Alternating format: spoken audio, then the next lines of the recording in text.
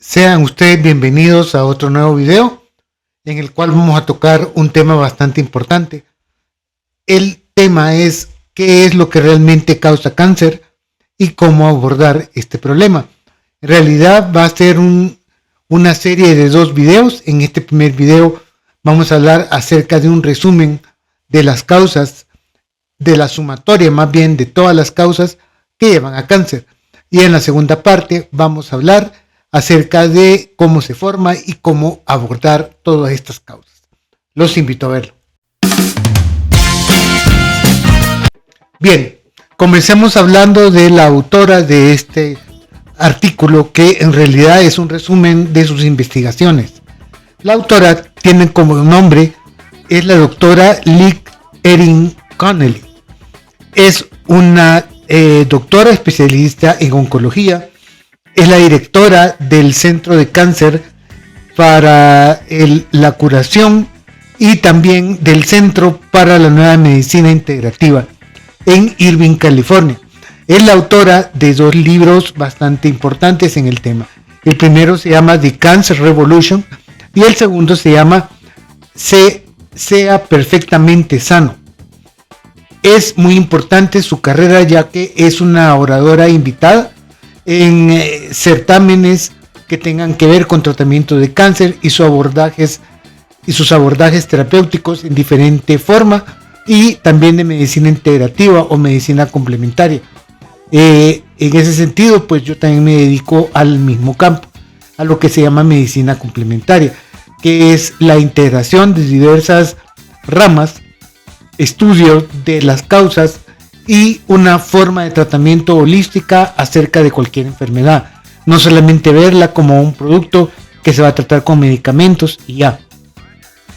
Ella es una oradora importante en varios certámenes de televisión, de radio, así como congresos médicos, y es quizás una de las personas más conocidas en lo que se llama medicina funcional e integrativa.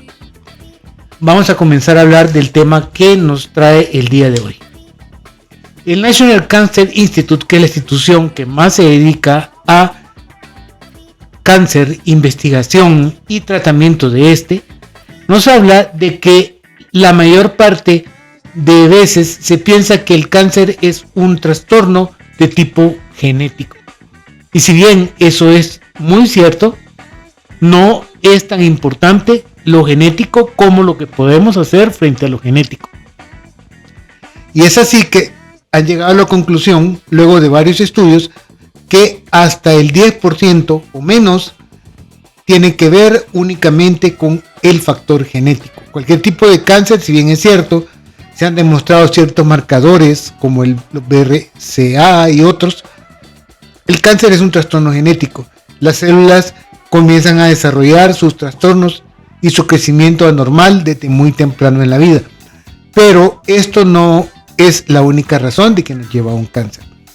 Sencillamente tenemos que entender de que hay un 90% que nosotros podemos modificar, sea de factores ambientales, factores en la dieta, factores que tienen que ver con infecciones y otros factores biológicos. Es así que este artículo nos trata de englobar las 3 causas principales en 3 diferentes grupos, y va a pasar a hablar de cada uno de los grupos y de cómo afecta celularmente cada uno de estos grupos.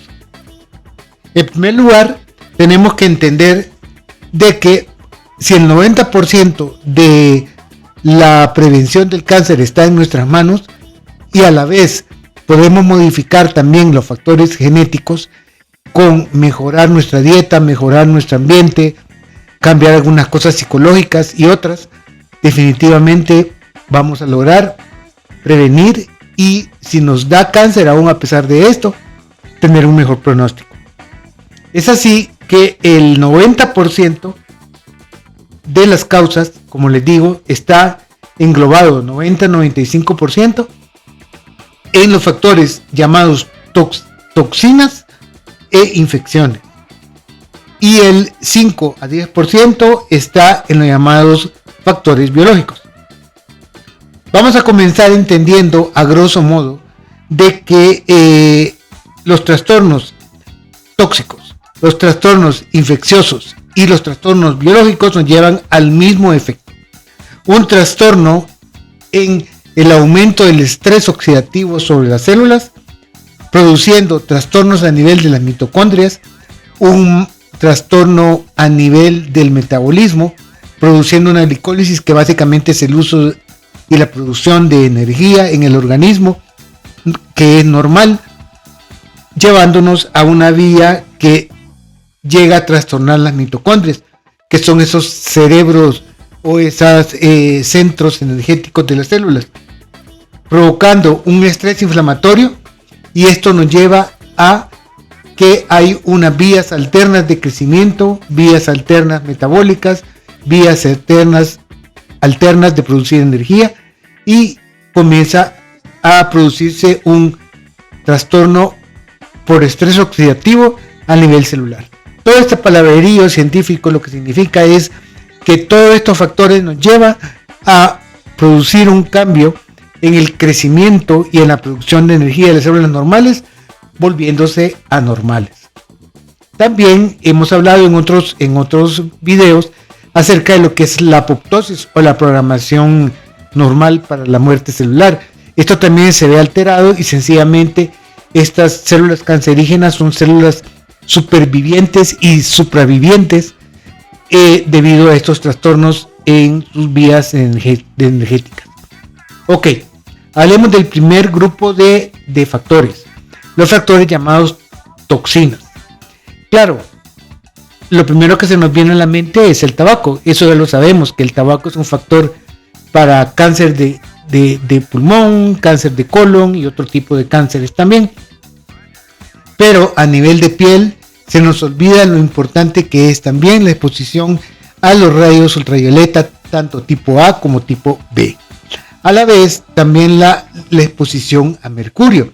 Y muchas veces pensamos, y si es que no lo conocían, pues ahora lo voy a mencionar, de que el mercurio lo podemos absorber a partir de implantes dentales, las llamadas amalgamas, que son las que se colocaban antes primordialmente a nivel dental, pero que actualmente han sido sustituidos por ciertas resinas y ciertos materiales que ya no tienen ese riesgo de contener mercurio.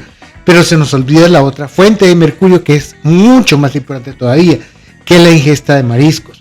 La mayoría de mariscos, y más que todos los mariscos que tienen que ver, por ejemplo, como las tilapias, que proceden de granjas, estas tienen altos niveles de mercurio. Y a pesar de que muchas veces las certificaciones de libres de mercurio, que son pagadas por cierto, no necesariamente mostradas científicamente, son importantes cantidades de mercurio las que ingerimos si nosotros consumimos mariscos, y más que todos los mariscos de granja. La exposición a campos electromagnéticos, sean nuestros móviles, sean nuestras tablets, o bien sea la exposición a Wi-Fi, y también la exposición a 5G, de las cuales de todos estos factores ya les he hablado anteriormente en videos relacionados con este tema.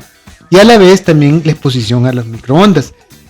La exposición a microondas en el aparato llamado microondas, horno de microondas, es muy poca, pero si esta es nuestra única forma en la que cocinamos alimentos o procesamos alimentos, definitivamente va a estar el riesgo aumentado. El otro es el estrés llamado geopático, el cual se debe a corrientes electromagnéticas subterráneas, a ríos que pasan debajo de nuestras viviendas, a otras corrientes de agua, cavernas, y también exposición a sótanos. Muchas veces hemos dejado atrás ese concepto que antes se tocaba más en los años 90, que era cuando yo recién estaba graduado como médico, que se mencionaba del efecto del radón en los sótanos. Eso sigue siendo válido. Claro, ahora es mucho menos porque ya los edificios están diseñados de otra forma, pero de que existe el riesgo, existe el riesgo. Y más que todo en edificios antiguos. Y eso también nos lleva a la contaminación en comida, pero no contaminación de tipo bacteriano, viral u otro tipo de contaminación, sino me refiero a la contaminación con químicos, sea que nuestra comida sea GMO, o sea genéticamente modificada, sea que es una comida altamente procesada, llena de químicos que son preservantes, colorantes y otro tipo de estimulantes del sabor. ¿Se recuerdan ustedes del MSG, de este glutamato monosódico, que es típico en las comidas chinas? Pues bien, no solamente en las comidas chinas está presente en muchas comidas procesadas, desde hamburguesas, comidas como salchichas y otros embutidos están presentes. No digamos otros componentes que pueden verse en otros países como salitre y otros. Las toxinas por las bacterias que pueden estar contaminando nuestras comidas. Recordemos que hemos hablado muchas veces de los lácteos.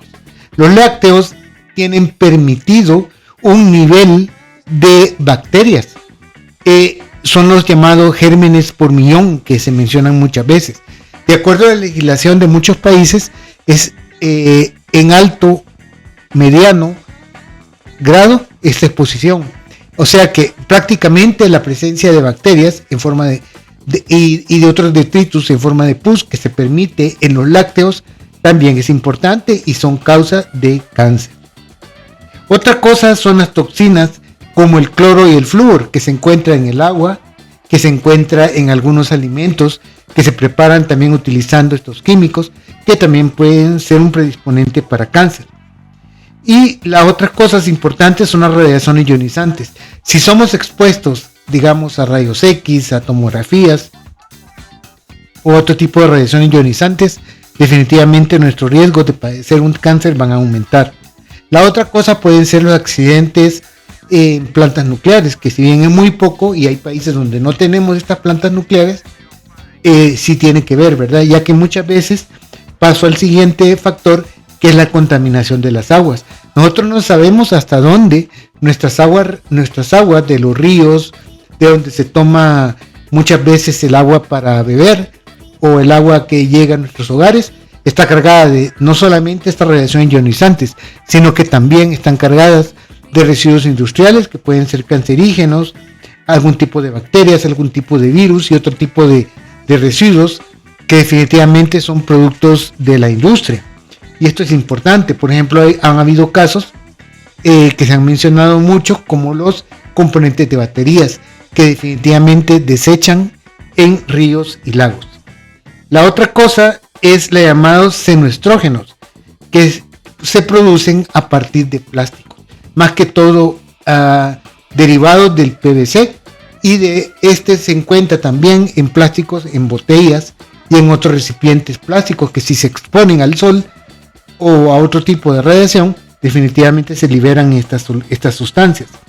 Luego tenemos los contaminantes ambientales, el llamado síndrome de edificio enfermo, que prácticamente traduce lo que quiere decir un edificio contaminado con hongo tipo moho, bacterias, otros hongos tipo aspergillus que pueden producir infecciones de leves a severas de acuerdo a nuestro sistema de inmunidad, pero que a final de cuentas van produciendo unas sustancias toxinas como las aflatoxinas, que son las que al final de cuentas nos van a provocar cierta predisposición a padecer de algún tipo de cáncer. Pasamos al segundo grupo, que son las infecciones. En esto tenemos muchos virus. Lógicamente el más conocido es el papilomavirus, el cual produce casi que lleva a un cáncer de cervix en el caso de las mujeres, pero sin olvidar que los hombres somos portadores también de este virus. Pero tenemos el virus de Epstein-Barr, por ejemplo, que es otro virus que nos puede provocar leucemias y otro tipo de cánceres de tipo linfático. El virus de la hepatitis C y B, que también predispone a cáncer a nivel del hígado. Algún tipo de infección y más que todo enfermedades como SIBO, que ya hemos tratado también en este canal, y desbalances bacterianos, que definitivamente, si bien sin llegar a una infección, sí predisponen a cáncer de colon. Otra cosa es un virus bien común, que es el virus de herpes simple, que genera cierto tipo de lesiones características a nivel genital y oral, que también predisponen a varios tipos de cáncer, que es una gran variedad. Y por supuesto, como ya mencioné, la presencia de hongos, que pueden producir toxinas que a final de cuentas, más que todo a pacientes que tienen un problema a nivel de la inmunidad, se puede volver importante esta producción de toxinas. Y en tercer lugar tenemos los factores biológicos. En este caso tenemos como primer causa una dieta rica en proteína animal. Ya hablamos de los trastornos a nivel de telómeros, a nivel celular, a nivel mitocondrial y a otro montón de trastornos que se producen por la ingesta de proteína animal. Luego tenemos también los alimentos contaminados, no estamos hablando de alguna infección, sino que solamente de contaminación por bacterias y hongos, que si hay mucho nivel y mucha exposición a estos bacterias y hongos, definitivamente van a producir ciertos trastornos biológicos a nivel de estos alimentos, que al final de cuentas nos van a llevar a cáncer. Otra cosa es el estrés, el estrés que tenemos a nivel psicológico por la vida moderna. Eso también nos puede aumentar el riesgo de cáncer, y está francamente demostrado el nivel de estrés es correlativo a la presencia de algún tipo de cáncer, más que todo a nivel cerebral, a nivel pulmonar, a nivel de colon principalmente. Luego, presencia de trastornos hormonales, entre ellos sobresale el hipotiroidismo. El hecho de tener hipotiroidismo es un factor no solamente para cáncer de tiroides, sino que también está relacionado con cierta sensibilidad a algunos alergenos, alguna sensibilidad aumentada a metales pesados y a otro tipo de trastornos inmunes. Y esos trastornos inmunes nos bajan la inmunidad y nos hacen ser más sensibles a muchas sustancias. Luego las terapias hormonales, pero no solamente estoy hablando del uso de anticonceptivos o algún tipo de reemplazo hormonal, o algún tipo de uso de hormonas de otro tipo, por ejemplo, digamos en el caso de reasignación de sexo y otros. Esto nos produce un aumento también en la presencia de cáncer, pero prácticamente a lo que me refiero es a la presencia de algunas sustancias como la RBGT y a las hormonas que se encuentran en los alimentos de origen animal, ya que en el caso de, por ejemplo, el ganado vacuno está muy expuesto a hormonas, y esas hormonas a final de cuentas nosotros las absorbemos si tenemos una dieta rica en lácteos, por ejemplo, o en carnes de tipo animal. Luego tenemos también lo que son desórdenes alimenticios, ya que se ha visto que tienen cierto componente de tipo psicológico que nos puede llevar a estrés, pero también el hecho de tener una dieta muy desbalanceada y orientada a ciertos alimentos definitivamente también nos puede llevar a un cáncer. Luego tenemos el contacto excesivo con desechos acuáticos. Ya mencioné en cuanto a los químicos que no son propiamente biológicos, pero también a lo que se llama desechos acídicos. Llevando una dieta de tipo acídica, más exposición a este tipo de estrés oxidativo daña las células. Si bien es cierto que hay mucha controversia, y particularmente yo pues todavía tengo mis reservas con esto de alcalinizar la dieta, puede ayudar. Definitivamente algo malo no es, ¿verdad? Ahora, el boom del agua alcalina, ahí sí tengo mis reservas todavía. Y el otro es la deficiencia celular de oxígeno. Tenemos muchos efectos producidos por la falta de ejercicio. Este es uno. No solamente que el sedentarismo nos puede provocar estrés y nos puede provocar otros problemas, pero sino que también la falta de ejercicio nos lleva a un déficit crónico de oxígeno y a una proliferación de iones tóxicos de tipo O3, que son los que a final de cuentas sí están directamente relacionados con la producción de cáncer. Y esto también nos lleva a otro factor importante, que es la presencia y el estímulo de lo que son los iones de CO2 tóxicos, que también se producen por algunos estímulos en el ambiente. Entonces, a final de cuentas, tenemos, en resumen, para, digamos, dejar lo que dicen, separar el oro de la paja, hay muchos factores. Los factores genéticos son importantes, pero no es todo, son apenas el 5%. Son más importantes lo que nosotros hagamos frente a esos factores genéticos, los que van a hacer que se prevenga un cáncer. Entonces, si nosotros tomamos medidas para eliminar tanto factores biológicos, factores toxinas y factores de tipo infecciones, definitivamente vamos a ganarle a los factores genéticos. Entonces, olvidarnos que un cáncer es una sentencia de muerte, número 1. Segundo, que todo cáncer es prevenible. Y tercero, está en nuestras manos el realmente volverlos prevenibles. Así que mi principal intención en este primer video de esta serie de 2 es dejar claro que la educación es importante, conocer los factores es importante, y particularmente un enfoque integrativo en el cual se tomen en cuenta todos estos factores, definitivamente va a tener un mejor manejo del cáncer. No estoy diciendo que la quimioterapia, la radioterapia, la terapia hormonal, lo que sea que se le dé a un cáncer no sea importante, claro que sí, pero antes de llegar a que se desarrolle un cáncer hay mucho camino por recorrer. Este es la forma de conocer ese camino y prevenir que en realidad aparezca cualquier tipo de cáncer. Gracias por haber llegado hasta el final de este video, espero que les haya sido muy útil y particularmente los invito a la segunda parte donde vamos a hablar de cómo todo esto lleva a un cáncer y cómo se trata en forma integrativa. Así que muchas gracias por haber llegado hasta el final, nos vemos la próxima semana.